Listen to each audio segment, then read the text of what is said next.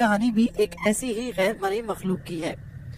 یہ تب کی بات ہے جب ہم اپنی رہائش کے بارے میں کافی پریشان تھے اور کسی ایسے گھر کے متلاشی تھے جو قیمت اور لوکیشن کے مطابق ہمیں سوٹ کرتا ہو، یعنی اس جگہ شفٹ ہونے کی وجہ سے ہمیں تعلیمی اداروں، حفظان صحت کے مقامات، اشیائی خورد و نوش تک رسائی آسانی سے ممکن ہو، اور اس کے علاوہ بھی درپیش مسائل کے حل میں کبھی کوئی پریشانی نہ اٹھانی پڑے۔ خیر، قصہ مختصر کہ ابو جان کی بھاگ دوڑ اور ایک جاننے والے کی وساطت سے بالآخر یہ انتظام ہو گیا۔ ہم سب گھر والے بہت خوش تھے کہ ہماری رہائش کا مسئلہ حل ہو چکا ہے۔ ہم خوشی خوشی اپنے نئے گھر میں پہنچے اور یہ دیکھ کر دنگ رہ گئے کہ گھر بالکل ویران اور بنجر سا تھا، جس سے عجیب سی وحشت ٹپک رہی تھی۔ گھر کے عین سامنے لگا دیو کا مت برگد کا درخت بہت عجیب و غریب تھا۔ بل کھاتی ہوئی پرانی بے ڈنگی سی شاخیں کسی لپٹے ہوئے سانپ کی مانند تھی، ایسا سانپ جو دیکھنے والوں کو ایک ہی نوالے میں نگلنے کے لیے ہر وقت تیار ہو۔ بس گھر کیا تھا، بھوت بنگلہ ہی تھا۔ ہر طرف ایک عجیب سی خاموشی اور عجیب سی بدبو رچی بسی تھی۔ ہم سب بہن بھائی پہلی ہی دید میں سہم گئے اور سہمے سہمے سے اندر کی طرف بڑھے۔ ہمارے ابا جی کے بقول یہ گھر تقریباً 10 سال سے بند پڑا تھا، اس لیے باہر کے جھاڑ چنکار کی مانند گھر کی اندرونی حالت بھی کافی ابتر تھی۔ دیواروں کے کونے خدروں میں جا بجا جالے ہی جالے تھے، حتیٰ کہ چمگادڑیں بھی ادھر ادھر آزادانہ اڑ پھر رہی تھی، کیونکہ مکان بہت خستہ حال تھا۔ ہم سب بہن بھائی کمر کس کر صفائی ستھرائی میں جٹ گئے۔ بہت چاہ اور بڑی محنت لگن سے ہم نے گھر کا کونا کونا چمکا کر رکھ دیا۔ سارے دن کی انتھک کاوشوں کا ثمر تھا کہ شام تک یہی اجڑا ہوا گھر بہت اچھا اور رہنے کے قابل لگنے لگا کہ اس میں آرام سکون سے رہا جا سکے۔ فراغت کے بعد ہم سب نے شام کی چائے گھر کے لان میں بیٹھ کر پی۔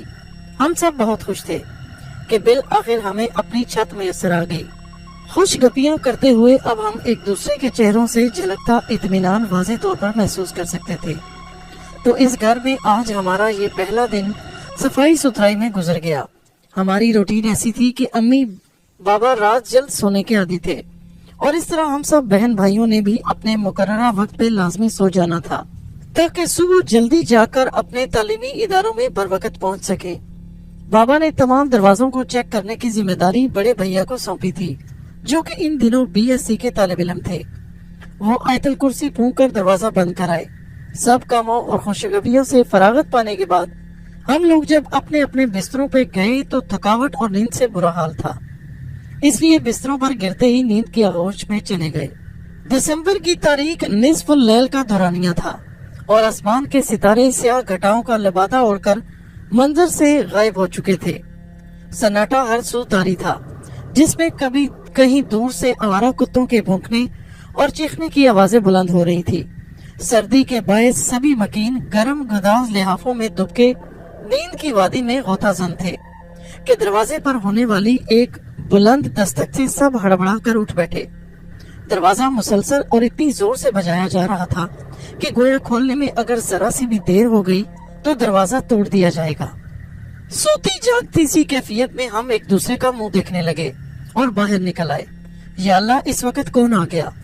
دل میں جنم لینے والے ہزار خدشات کی بدولت سب چوکنے ہو گئے۔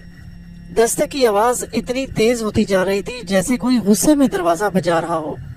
ہماری امی خدا خدا کر کے اٹھی۔ وہ اللہ تعالیٰ کی ذات پر کامل یقین رکھنے والی ایک نیک اور پرہیزگار خاتون تھی۔ انہوں نے بلند آواز سے پوچھا، کون ہے؟ آگے سے کوئی جواب نہیں آیا، مگر دروازے پر دستک جاری تھی۔ اس سے ہم سب گھر والوں کے چہروں پر خوف اور تشویش کی لہر دوڑ گئی۔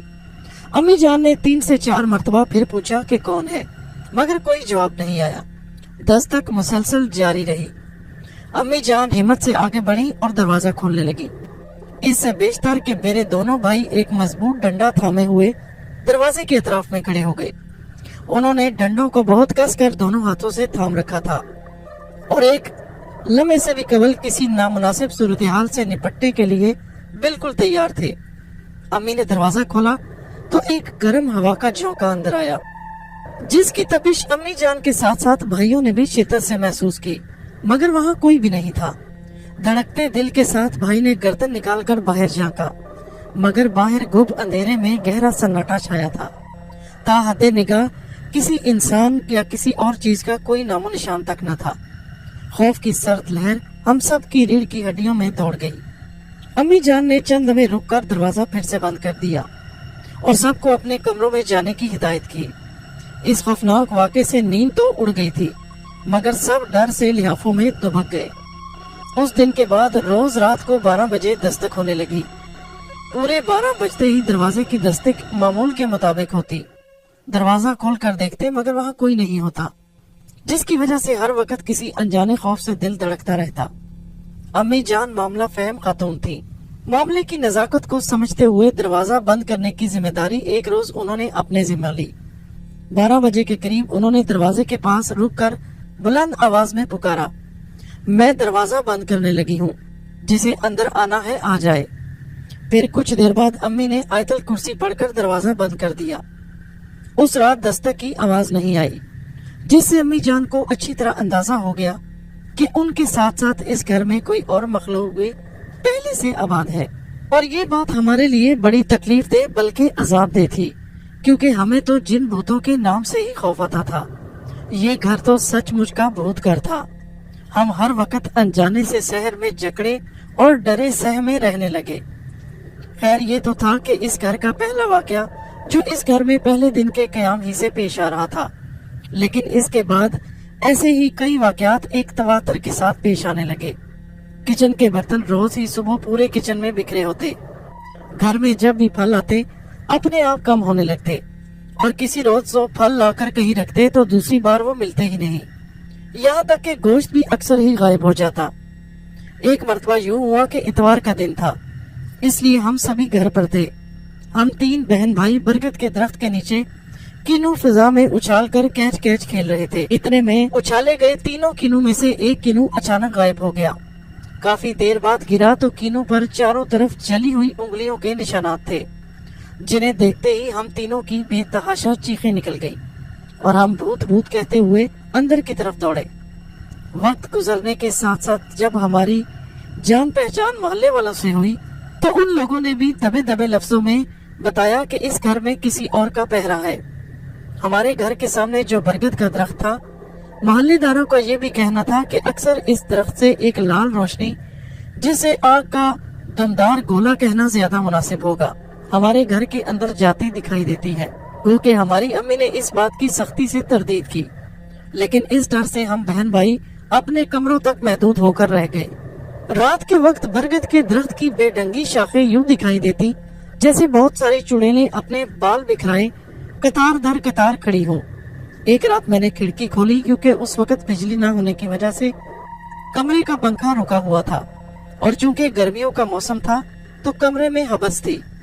کھڑکی سے باہر تاریکی کا راج تھا، ہاتھ سے ہاتھ سجھائی نہیں دے رہا تھا۔ بے اختیار میری نگاہیں برگد کے پیڑ کی طرف اٹھی، جہاں یکا یک بہت سی روشنیاں پھیلنے لگی۔ ان روشنیوں پر مجھے جگنوں کے چمکنے کا گمان ہوا، اور جب میں نے غور کیا تو مجھے گول گول چھوٹے چھوٹے چہرے دکھائی دیے جو انسانی چہروں جیسے تھے اور لمبی پرانی شاخوں پر جھول رہے تھے۔ یہ تیز روشنی ان کی آنکھوں سے نکل رہی تھی، پھر وہ چہرے یکے بعد دیگرے کھڑکی کے قریب آنے لگے۔ مارے دہشت کے میری چیخ نکل گئی اور میں نے جلدی سے کھڑکی کے دونوں پٹ بند کرتے ہوئے اپنے ہاتھ مضبوطی سے کھڑکی پر جما دیے کہ مبادا کھڑکی کھلے اور وہ چہرے اندر نہ آ جائیں۔ خوف اور گھبراہٹ سے میری آواز حلق میں اٹک کر رہ گئی اور میرا پورا وجود پسینے سے شرابور تھر تھر کانپنے لگا۔ میری پوری رات اسی حالت میں گزر گئی۔ صبح امی جان کو بتایا تو انہوں نے یہ کہہ کر چپ کروا دیا کہ کوئی ڈراؤنا خواب دیکھا ہوگا۔ ایک مرتبہ کچن میں برتن گرنے کی تیز آواز آئی اور میں نے جا کر دروازہ کھولا تو کیا دیکھتی ہوں کہ چولہا تیز آنچ سے جل رہا تھا اور اس پہ توا رکھا تھا جو بہت گرم ہو چکا تھا، مگر وہاں کوئی موجود نہیں تھا۔ میں بمشکل خود کو ڈھارس دیتی ہوئی کمرے میں بھاگ آئی۔ میری چھوٹی بہن بھی اسی گھر میں پیدا ہوئی۔ جب اس نے نیا نیا چلنا سیکھا تو گھر کے مختلف حصوں میں پھرتے پھراتے جب وہ ایک مخصوص جگہ پر پہنچتی تو یکا یک رونے لگ جاتی، جس کی وجہ سے ہمیں پختہ یقین ہو گیا کہ یہ گھر بھوت بنگلہ ہے۔ मगर हमारी अम्मी जान हमेशा हमारी हिम्मत बनाती और वो कहती कि कुछ भी नहीं है, तुम तो वैसे ही ख्वामख्वाह डरते रहते हो। इस घर की एक और गैर मामूली बात जो हम सब ने महसूस की थी कि इस घर में रौनक नहीं थी। इसे कितना भी संजाल संवार लेते, साफ सुथरा रखते, यहाँ किसी बात का मजा नहीं आता था। जहन और दिल पर एक अजीब सा बोझ दिखाई देता, अजीब सी वीरानी छाई रहती। एक और बात अजीब महसूस हुई कि इस घर में जितना भी अरसा हम रहे, हमारा बिजली का बिल नहीं आता था। बिजली दफ्तर से जब भी पता करवाते तो ये नाकाबिले यकीन बात पता चलती कि बिल पहले से जमा हो चुका था। इस डर में जी जी कर भी हम तकरीबन 3 साल इस घर में रहे और यूं रहने में हमसे ज्यादा हमारी अम्मी की बहादुरी का अमल दखल था। उन्होंने हमें कभी डरने नहीं दिया, हमेशा हमारी हिम्मत बंधाई थी। एक दिन जब कि अम्मी किसी की फौतगी पर गई हुई थी, शाम के वक्त मैं और मेरी बहन घर में सिर्फ दोनों थे। अचानक से मेरी बहन अम्मी अम्मी पुकारती हुई बावर्ची खाने की तरफ दौड़ी। उस वक्त मेरी बहन की उम्र लगभग 10-11 साल थी। मैं उसे पकड़ने के लिए उसके पीछे लपकी और उसे समझाया कि अम्मी तो घर पर नहीं है, और वाकई किचन में कोई नहीं था। मगर मेरी बहन अब इतने बरस गुजर जाने के बावजूद इस बात को नहीं मानती। वो कहती है कि मैंने सच में अम्मी को किचन में जाते देखा था। वो चीज मेरे छोटे भाई की शक्ल में भी घर में घूमती फिरती। अक्सर औकात यूं होता कि जब बड़े भैया का कोई दोस्त आता और भाई घर पे ना होते तो वो मखलूक छोटे भाई की शक्ल में भाई के दोस्त को बाहर से ही मना कर देती कि बड़े भाई घर पर नहीं है। हमारी वालदा क्योंकि एक जीदार और समझदार खातून थी और समझती थी कि जब ये मखलूक उन्हें या उनके घराने के किसी फर्द को नुकसान नहीं पहुंचा रही, तो उन्होंने मसलियतन खामोशी इख्तियार किए रखी और हम बच्चों से कई वाकयात छुपाए जो कबल अज वफात उन्होंने सिर्फ मुझे बताए थे। ये बात भी अम्मी ने हमें बहुत बाद में बताई कि एक दफा अम्मी गर्मियों की वजह से ठंडे फर्श पर सो रही थी और इस हालत में 2 कमरों के दरमियान जो चौखट होती है उस पर अम्मी के पांव धरे थे। रात के जाने कौन से पहर किसी ने उनका पांव सिरका कर गुजरने की जगह बनाई। अम्मी की आंख उनके पांव की उंगली में होने वाली जलन से खुली तो देखा कि वाकई जली हुई उंगली लग रही थी। काफी अरसे तक वो निशान उनके पैरों में रहा। रात को अक्सर वो चीज अम्मी की शक्ल में बाबा को जगाया करती और जब बाबा पूछते कि क्या है तो वो चीज गायब हो जाती। बाबा पलट कर देखते तो अम्मी हस्बे मामूल बिस्तर पर ख्वाबे खरगोश में मसरूफ होती। अम्मी जान ने ये भी बताया कि एक रात उन्हें किसी ने उठाया तो उनके सिराने कोई पीले कपड़ों में थोड़े से कद का आदमी खड़ा था। अम्मी समझी कि भाई है तो उन्होंने उससे कहा कि अभी तो फजर में बहुत वक्त बाकी है। जवाबन वो उनके कदमों के पास जाकर खड़ा हो गया। मजीद अम्मी का कहना था कि वो कंधे हिला हिलाकर पूरी शिद्दत से हंसने लगा। तब तक अम्मी जान के हवास बेदार हो चुके थे। वो समझ गई कि ये कोई और मामला है। उन्होंने कहा तुम ऐसे नहीं मानोगे और सूरह जिन की तिलावत शुरू कर दी। सूरह के पढ़ने के साथ ही वो आदमी गायब हो गया। 3 साल तक हम सब इन बातों को अम्मी की बहादुरी की वजह से बर्दाश्त करते रहे और किसी से इस बात का तज़किरा नहीं किया। इन वाकयात का सिलसिला वक्तन फवक्तन जारी रहा और हम बहुत अरसा खामोशी से इन्हें बर्दाश्त करते रहे, यहाँ तक कि हमने वो घर महज अपने घराने के अफराद में इजाफे की वजह से छोड़ दिया। घर के पहले मालिक को भी इस बात का यकीनन इल्म था कि इस घर में कुछ है, तभी घर के चारों कोनों में मेखें ठुकी हुई थी। शायद इन पे कोई दम वगैरह किया हुआ था। सबसे अजीब बात यह है कि इन तमाम बातों और नाकाबिले फहम वाकयात के बावजूद हमें इस घर से लगाव था। हमारे बाद एक और फैमिली इस घर में आई तो मेरी वालदा उनसे सिर्फ इसलिए मिलने गई कि वो क्या महसूस कर रहे थे। उनका कहना था कि चीजों की जगह तब्दील हो जाती है, कोई चीज उस जगह नहीं मिलती जहाँ रखी गई थी। फिर अम्मी जान ने अपनी तरकीब बताई ताकि वो भी सुकून से रह सके। वो घर आज भी मौजूद है और अब सड़क होने की वजह से हम कभी कभी बाहर से देखते हैं कि अब वो बिल्कुल बंद पड़ा है। वो सब क्या था, अब सोचते हैं तो डर लगता है, लेकिन उन्होंने हमें कभी कोई नुकसान या गजन नहीं पहुंचाई और बस इसी बात से दिल को तकवीयत मिलती है।